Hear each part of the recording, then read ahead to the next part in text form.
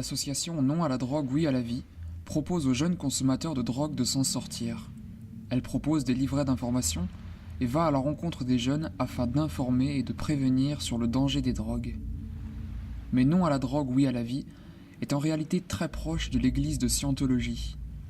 Paris, Marseille, Bordeaux ou encore Toulouse, les membres de l'association installent régulièrement leurs stands dans la rue. Sur leur site, ils se félicitent d'avoir distribué 3400 tracts au festival Rock en Seine, ainsi que 300 000 livrets aux abords des stades lors de l'Euro 2016. Derrière cette façade respectable de lutte contre la drogue, difficile de faire le lien avec la scientologie.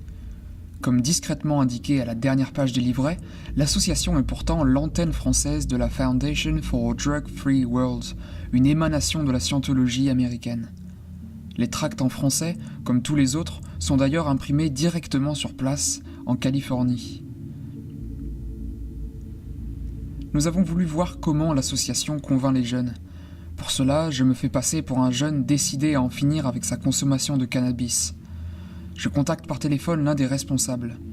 Il est actuellement à l'étranger et me propose de converser via l'application WhatsApp. Pendant un mois, les messages et les appels se multiplient. Très vite, l'homme demande des nouvelles quotidiennement.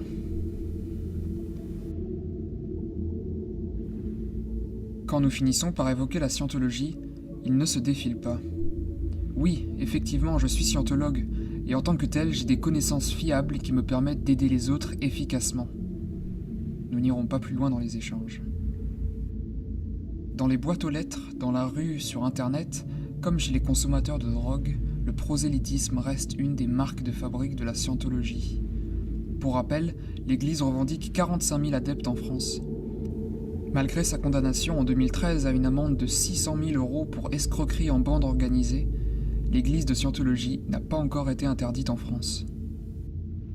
Autre histoire, même méthode de recrutement. Cette fois-ci, nous avons créé un faux compte Twitter en nous faisant passer pour une jeune fille en perte de repère. Nous avons posté sur le réseau social des messages empreints de solitude et de désespoir. Après quelques jours, un certain Yacine nous contacte via la messagerie Twitter. Plutôt avenant, l'homme nous parle de religion et propose son soutien. Ces messages deviennent de plus en plus fréquents. Après une courte recherche sur son profil Twitter, nous remarquons que Yacine suit de nombreux comptes à caractère islamiste. La cyberpropagande est l'arme numéro 1 des groupes djihadistes et Twitter leur nouvel outil fétiche. Une étude du Center for Middle East Policy, parue en mars, indiquait que Daesh disposait de 46 000 comptes Twitter plus ou moins actifs.